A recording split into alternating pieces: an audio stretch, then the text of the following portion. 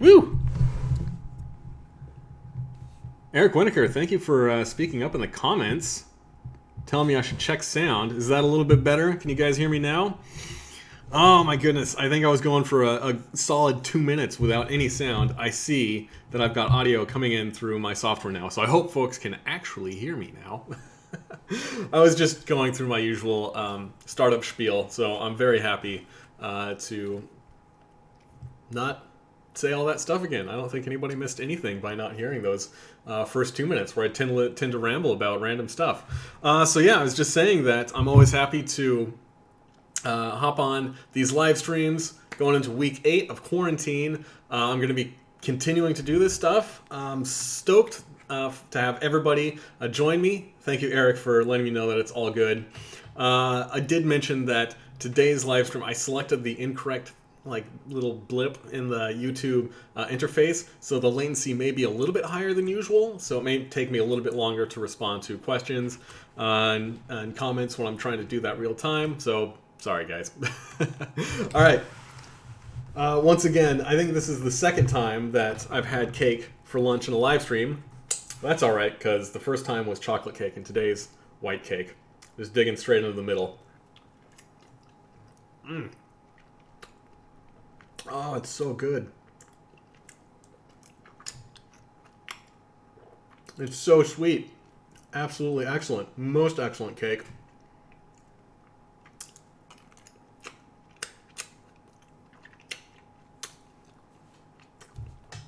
And this morning, I did earn my cake this morning. Burned a good number of calories by doing a track workout at a local track. I was going for quarters today. I've been trying to get my quarter mile time a little bit better. The track was kind of squishy, so my times were a little bit slower than I was expecting. All that I was hoping. I guess as I was running, I was kind of like slipping on the track a little bit. So I think that probably increased my quarter mile times by at least 3 seconds per quarter. So we're going to call this one, I did 8 by 400. Yeah, we're going to go with the, don't want to put that up there.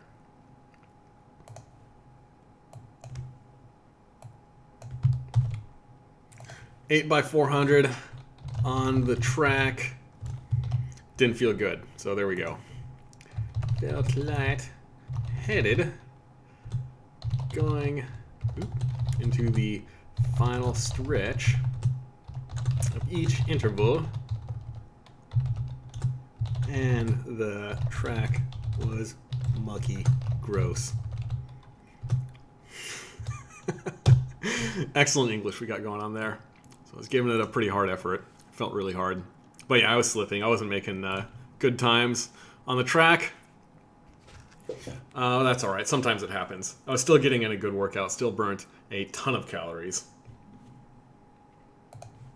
And means I earned myself some cake for lunch.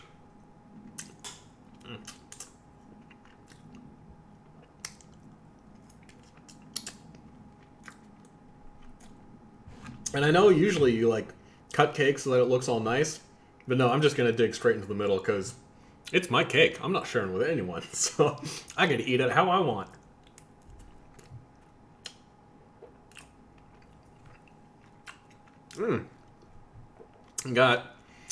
I'm not sure how to pronounce that name.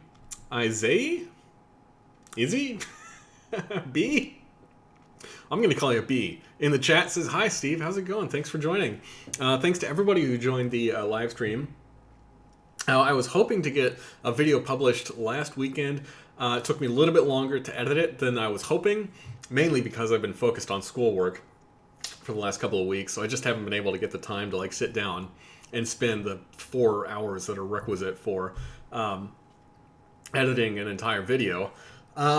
So yeah, instead of putting up a published video, I did a live stream yesterday of playing some Okami, which is another one of those really underrated games from an earlier generation that I just absolutely love.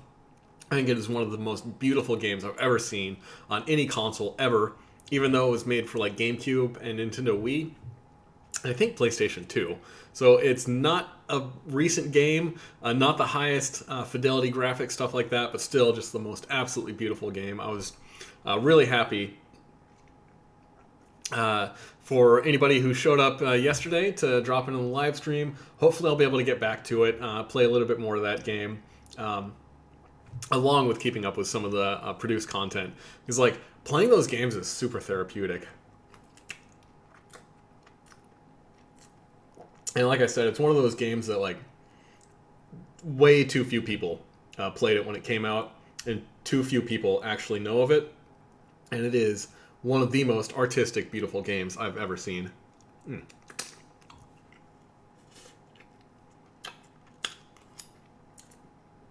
Alright, so sometimes on live streams, I do talk about protein.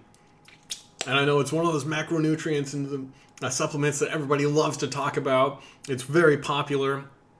Where do you get your protein? Got to get your protein. Talking about protein, it's the best protein out there, etc., etc., etc. And every now and then I'll talk about how people like focus on it way too much. Like, yeah, protein is important, but I still think that, yeah, people focus on it way more than they need to. So I thought it'd be cool to break down like some of my like actual thoughts, going in depth on protein supplementation, how important is it, how to eat it, etc., etc. Talk amino acids, stuff like that, so that people can actually get an idea of what my real opinion is. Like I've said before that, you know, it's really important to get something like 25 or 35 grams of protein a day, which may be kind of shocking to a lot of people who think that it's more important to get, you know, 1 gram per pound of body weight of protein per day. And I do want to say up front that like I'm not against a high protein diet. I don't think that there is much danger in eating too much protein. You know, there's some bodybuilders out there who will get like 300, 400 grams of protein a day. But it's more of that like it's really not necessary for most people. I don't think for anyone to get more than 100 or 200 grams of protein a day, and it's really not necessary for most people to even get nearly that much. So what are the benefits of eating that much protein? Kind of slim, in my opinion. I mean, your body goes through a process called gluconeogenesis, or if you do eat more protein than you need, it just turns it into glucose. So, especially if you're on a low carbohydrate, high protein diet, like that's kind of a misnomer, because it's really just your body is craving carbohydrate, and it's just going to turn that extra protein into carbohydrate. So a low carb, high protein diet just turns out to be just like a regular carbohydrate diet, you know. But I do think it's important to understand. Well, I don't know. Like, it's a good idea to understand that protein itself is, again, a misnomer. What's really important are the amino acids that make up the protein itself. And there are 21 amino acids that are, you know, that you can eat, basically. And they're split up into a couple of different categories. And again, this is something that's like kind of interesting to know, good to know on an academic level. And it's important to know if you really want to like maximize your health and nutrition and your protein intake. But it's like way above and beyond what most people know. You know, it's like saying that it's probably not that important how you know how your car works, how a combustion engine works, and so on and so forth. As long as you know that, you know, you've got your steering wheel, and you've got one pedal makes the car go faster, one pedal makes the car go slower, and like that's all you need to know, you know? But if you do know the intricacies, maybe you could eke out an extra like 10% of performance and enjoyment from your driving. It's the same with protein. It's like you just go around not even thinking about it, just eating whatever day in and day out. You're probably going to be fine. Like as long as you eat okay foods, you're not eating birthday cake day in and day out.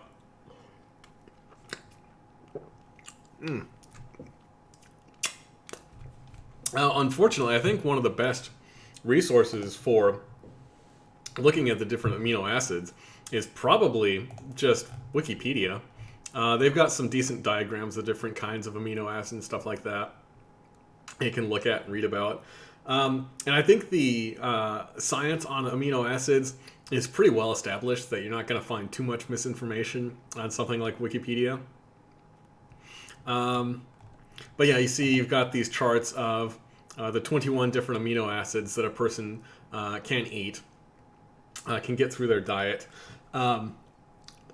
And you've probably heard the difference between an amino acid and what's called an essential amino acid. And basically the concept there is that there are 9 amino acids, 8 or 9 amino acids, depending on who you ask, that your body must get through diet, and that it cannot get any other way. But if you only get those 9 amino acids, then your body's just going to, it's just going to synthesize the other amino acids that it needs for other processes. So there are 9 of these essential amino acids that you do need to get. I'm going to say that there are 8 essential amino acids. There's one other called histidine, which is a conditionally essential amino acid, which means that some people need to get it from diet, other people don't need to get it through diet. But it tends to get included in complete or essential amino acid supplements.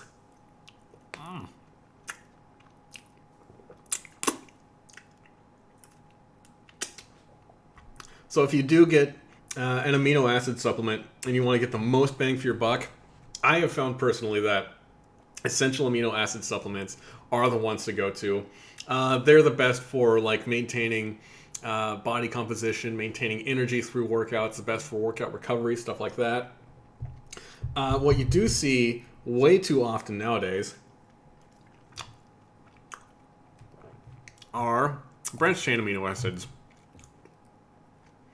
Which, a branched chain amino acid, let's read this wonderful description of a branched chain amino acid is an amino acid having an aliphatic side chain with a branch, a central carbon atom bound to 3 or more carbon atoms.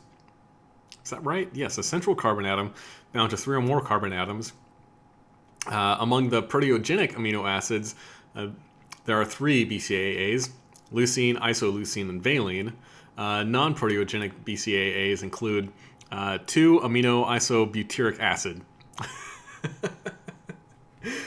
Which I guess you could get a master's degree and try to parse that if you want. But the basics of it is that the 3 branched chain amino acids, you see a lot of supplements out there that are revolve around BCAAs. And since they are branched chain amino acids, I believe they're faster to digest than some of the other amino acids. So a lot of times you'll see them as an energy supplement or something along those lines, or a way to help you maintain muscle mass while losing weight. And I think the only legitimate way to use BCAAs that I've seen is probably if you're in a really heavy calorie deficit and you want to maintain your muscle mass. Otherwise, I don't think there's much of a reason to take BCAAs as a supplement. They're not nearly as effective as essential amino acids for building muscle. They're not nearly as effective as essential amino acids for maintaining energy. What they are really cheap. You can usually get them for fairly cheap. So if you're a bodybuilder, and I think the people for whom branched chain amino acids are useful for, they're not going to get any information from me. These are bodybuilders who definitely know their stuff, who are already doing the right thing, who have already done the research themselves. But for the average, Joe Sixpack, who hits the gym a couple of times a week, BCAAs are just a waste of money. They're cheap, but they're basically like flavored water.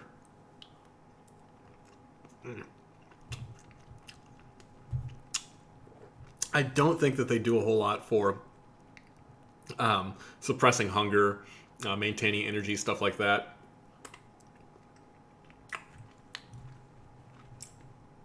Unfortunately, let's go back to this article. BCAAs, unfortunately, are highly correlated with type 2 diabetes. So that's another reason to kind of avoid BCAAs.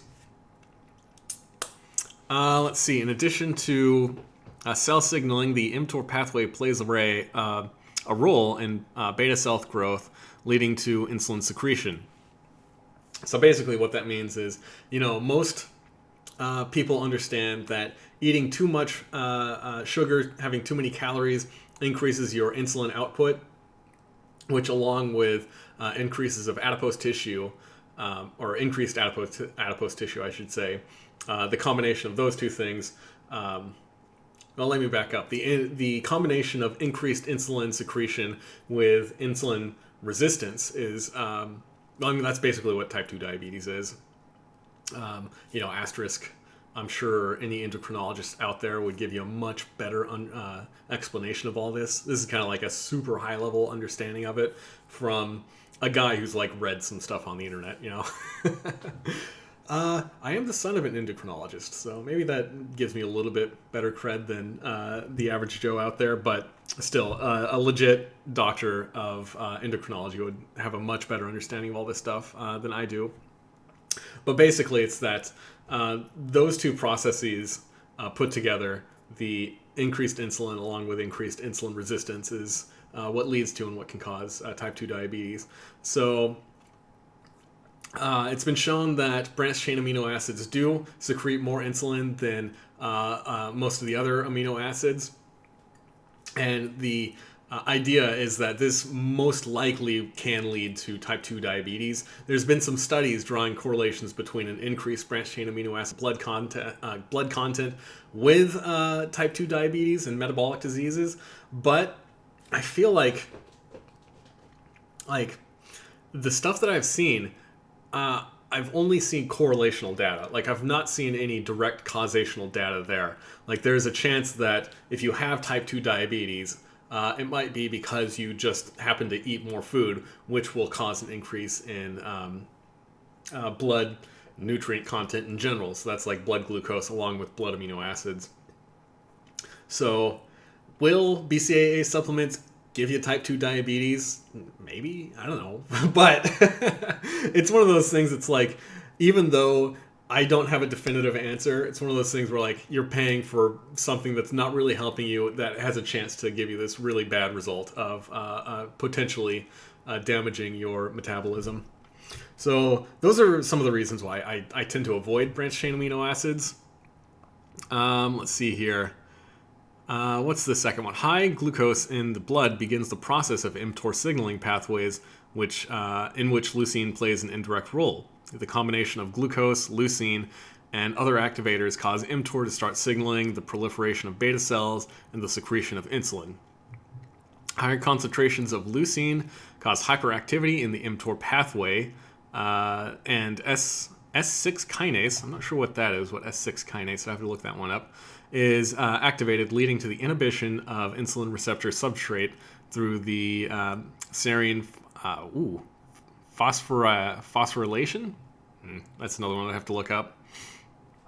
So if my read on that is correct, so mTOR, that's the mammalian target of rapamycin. That's kind of like the thing that you want to, that you do want if you want to gain weight and if you do want to increase your muscle mass. But it is this thing that if you take it too far, then that's what can cause metabolic disorders, obesity and things along those lines. So I cannot endorse taking BCAAs, but if you do a lot of working out, then essential amino acids, where you're getting the balance of all the amino acids that you need instead of getting way too much of leucine, isoleucine, and valine, which are the 3 branched chain amino acids. It just seems like it's not a good idea. Like, it's not helping you, and it can cause some problems. Now, I could talk about like different kinds of protein, like whey protein or vegetable protein and protein completeness, but that's another one of these topics that I think is way overemphasized. A complete protein is a protein which contains all 9 of the essential amino acids. But I think the only reason that you might want to consider something like that is if you're on an extremely restrictive diet. Like if you're only eating like 2 or 3 different foods day after day after day after day. But as long as you're getting a combination of all the different kinds of foods, just a variety of vegetables and lean meats and fatty meats and everything like that. And even if you're a vegan, like even if you don't have any animal products at all, no muscle meat, no milk, no eggs, no nothing, as long as you're getting a variety of foods in your diet, they don't even need to be like the classic high protein foods that you hear from vegans. Like it's fine. You're not gonna have to worry about protein completeness or any of that garbage. So yeah, I feel like the all this rambling can be boiled down to basically like, don't worry about it. Just eat your food. Try not to eat too many calories. Like, if you're a bodybuilder, look into using branched chain amino acids during your cutting phase. If you're not a bodybuilder, don't use branched chain amino acids. They're a complete ripoff. You know, your essential amino acid supplements are going to cost like 2 or 3 times as much. Like they're quite a bit more expensive, but like you're either wasting a handful of dollars on a branched chain amino acid, or you're spending a little bit more money to get something that's really effective. All right, I've been talking for a long time, so let's see who else is in the comments. Looks like it's not too much going on in the comments. Maybe maybe I've just like mesmerized you guys so much with talking about this stuff that everybody's speechless, like, oh my God. He's such a genius. No, I'm not that smart. I just read a lot of stuff. I wish that I was able to like read and retain information a lot more quickly than I could, but I just read a lot of stuff. All right, Eric Gunnison asks, what are we celebrating with cake? We're celebrating Monday. That's what I'm celebrating. I'm celebrating lunch, baby. Oh yeah. And Psychotextual and Tokuya Okada want to see me eat this whole cake.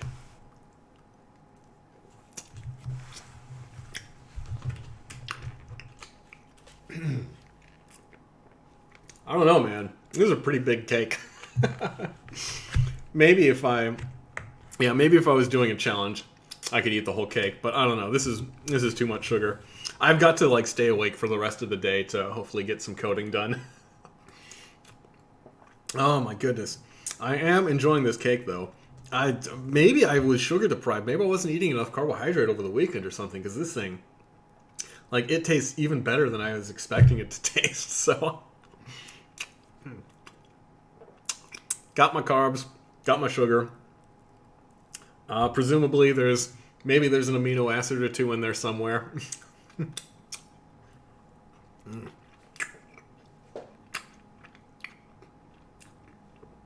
Oh my gosh.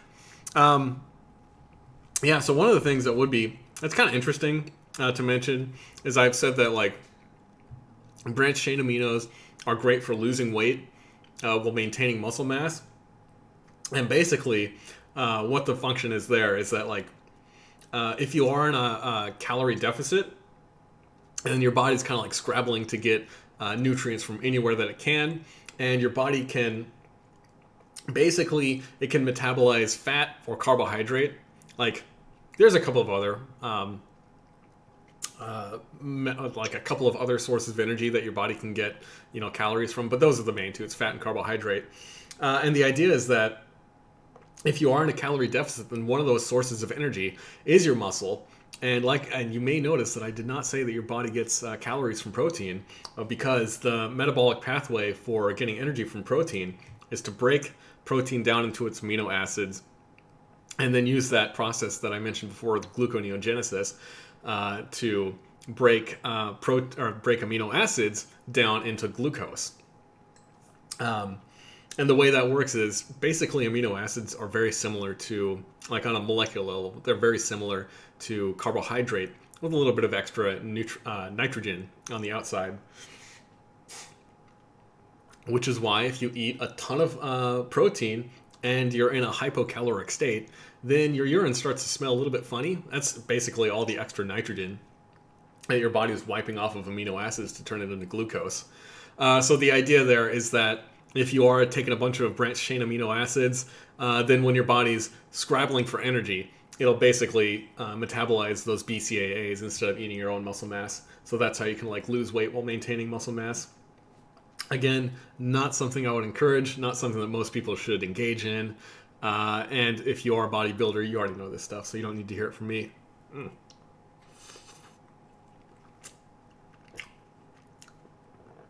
Takuya Okada, you say that COVID-19 makes this man mad. Mad. I don't know if that's mad angry or mad insane. I think both of those are a little bit true. I did go on a bit of a rant when I mentioned that my place of employment decided that everybody was going to be working from home through freaking December.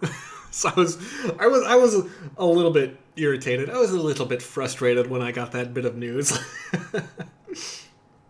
And it does cause me to be a little bit insane because I haven't... wait. I was about to say that I haven't given anyone a hug, but I did give my mother a hug when she came by and dropped off some brownies for me. So I have given one hug in the last, 2.5, 3 months. So I am going a little bit stir crazy. That is absolutely for sure. Dylan Neufeld, thank you for coming into the chat, and thank you for your more mundane question. That's probably more appropriate for this channel. Say, what's your favorite food challenge you've done? Also, have you ever failed to complete any? I have failed to complete a couple of food challenges. I've tried the bear roll at Stuffy's 2 in Longview, Washington a couple of times. They advertise it as 10 pounds. It's probably closer to like 12 or 15 pounds. I failed it 2 or 3 times. And there's also one called oh my goodness, now I can't remember the name of it. It's a sandwich chain down in the Los Angeles area.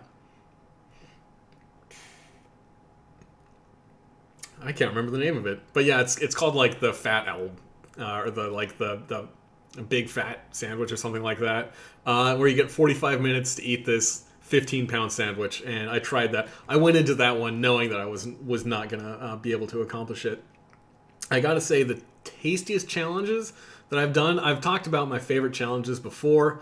I don't know, man. My favorite food in general is honestly wherever I go. The first challenges that I try to look for are breakfast challenges. I love breakfast foods. So I'm going to say favorite kind of food, definitely breakfast foods. I've done way too many burger challenges. Like, those are just all over the place. Tokuya asks, it says we can't buy such a big cake at Costco in Japan. Sorry, dude. Yeah, that's a drag. Might have to buy your own, or build your own cake. You can always do that. Learn to make some cakes. It's okay. Frederic says full-time gains. Oh yeah, baby. Let me see. Woo. Part-time services. I was never part of the Army Reserves or anything like that. I got this t-shirt just for doing a silly little 2-minute fitness challenge for some Army guys. Okada says, a builder said to me to just eat and sleep. Work works a little. That's not a bad way to think of it. I think if you are trying to transform your body, good hormone balance is going to trump most anything else that you try to do. So getting tons of sleep to make sure that your body's able to rebuild and actually absorb all that training is a good idea. Frederic, good to see you, man. Thanks, dude. AJAT asks, is it a vanilla cake? Yes, it is a vanilla cake. It is. White cake with white frosting and yellow. So it is vanilla cake with yellow frosting. Yellow, it's my favorite flavor.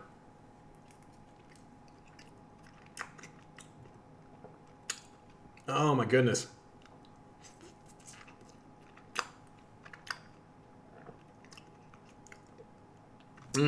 Psychotextual. That is a good question. How was my Spanish? And you're a Peruvian follower. Awesome, dude. Yeah, Peru is one of those places that I always thought would be cool to visit. Hopefully one of these days I'll be able to get down there. I spent a week in Majorca, so I kind of picked up some pidgin Spanish while I was there. But yeah, my Spanish, I know zero Spanish. I absolutely no Spanish from this guy. I think that's going to be it for me, guys. It's been about a half an hour.